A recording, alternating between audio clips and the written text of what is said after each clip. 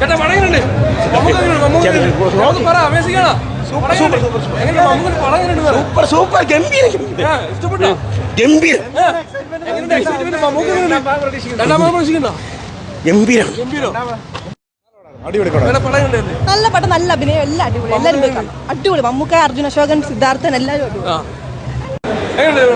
അടിപൊളി. അടിപൊളി. Mammukka super, Arjun Ashokan super. Mammootty എന്ന് പറയുന്നത് ഒരു രാക്ഷസനാണ്, ഡീമണാണ് പുള്ളി. ലിറ്ററലി നമ്മളങ്ങോട്ട് ഇതാക്കി കളയും. വല്ലാതെ ആ ചിരിയാണെങ്കിലും ഒരു വല്ലാത്ത പ്രകടനമാണ്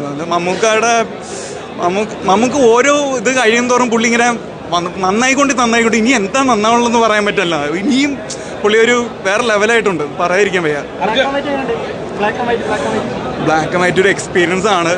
കാരണം ഫ്രെയിംസ് ഒക്കെ നമുക്ക് അങ്ങനെ എനിക്കറിയില്ല കളറിൽ വന്ന എത്രത്തോളം ഉണ്ടെന്ന്, പക്ഷെ ബ്ലാക്ക് ആൻഡ് വൈറ്റിൽ ഇത് ഭംഗിയാണ്. ഭയങ്കര ബ്യൂട്ടിഫുൾ ആയിട്ട് അവർ ഷൂട്ട് ചെയ്തിരിക്കുന്നത്.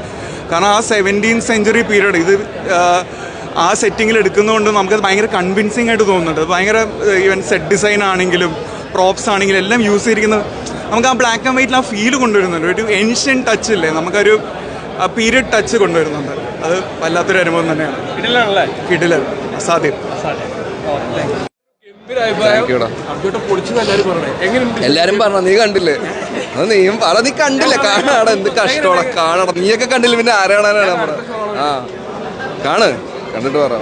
ഹാപ്പിയാണ്, അടിപൊളിയാണ്. കണ്ടിട്ട് ബാക്കി പറയട്ടെ. നമ്മളിനി നമ്മളുടെ പടം തന്നെ എങ്ങനെയാ പറയാ? അത് എല്ലാവരും കണ്ടിട്ടല്ലേ പറയണം. നമുക്ക് നമ്മുടെ പടം ഏറ്റവും സ്പെഷ്യൽ ആയിരിക്കൂലേ, പ്രത്യേകിച്ച് മമ്മൂക്കയുടെ കൂടെയാണ്. പിന്നെ ഒരു വൺ ഓഫ് എ കൈൻഡ് ക്യാരക്ടറാണ് എനിക്ക് കിട്ടിയത്. വൺ ഓഫ് എ കൈൻഡ് മൂവിയാണ് ഇത്. അപ്പോൾ എല്ലാവരും കണ്ടിട്ട് അതിൻ്റെ റെസ്പോൺസ് പറയട്ടെ, എന്നിട്ട് നമുക്ക് പൊളിക്കാം. നീ വല്ലതും പറയൻ്റെ പൊന്നുപടി.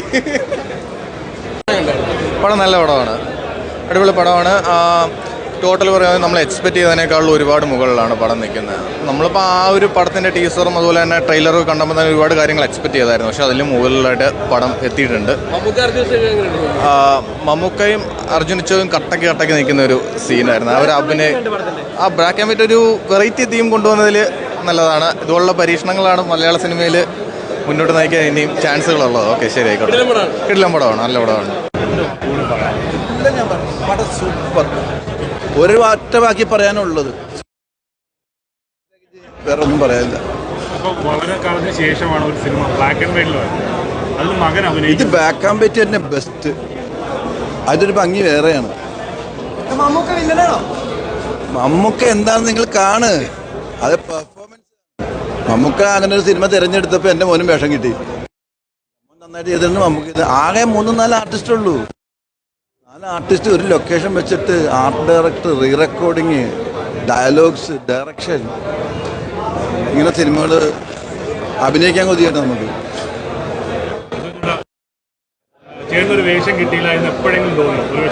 അല്ല, അതിൽ എനിക്ക് പറ്റിയ വേഷം ഇല്ലെന്ന് കണ്ടു കഴിഞ്ഞപ്പോൾ തോന്നി. അത് ആപ്റ്റാണ് കാസ്റ്റിംഗ് ഒക്കെ. നമുക്ക് പിന്നെ ടെക്നിക്കൽ സൈഡ് നല്ലതാണ്, ഡയറക്ഷൻ നല്ലതാണ്, ആർട്ട് ഡയറക്ഷൻ നല്ലതാണ്, ക്യാമറ നല്ലതാണ്, സൗണ്ട് ഉഗ്രനാണ്. എല്ലാം കൊണ്ട് ക്ലാസിക് മൂവിയാണ്. എടുത്തു പറയാനുള്ള പെർഫോമൻസ് അർജുൻ അശോകൻ്റെയാണ്. മമ്മൂക്കയുടെ റോൾ മോഹൻലാൽ ചെയ്താൽ നന്നായിട്ട് വന്നേനെ. എല്ലാം കൊണ്ടും നല്ലൊരു ക്ലാസിക് മൂവിയാണ്.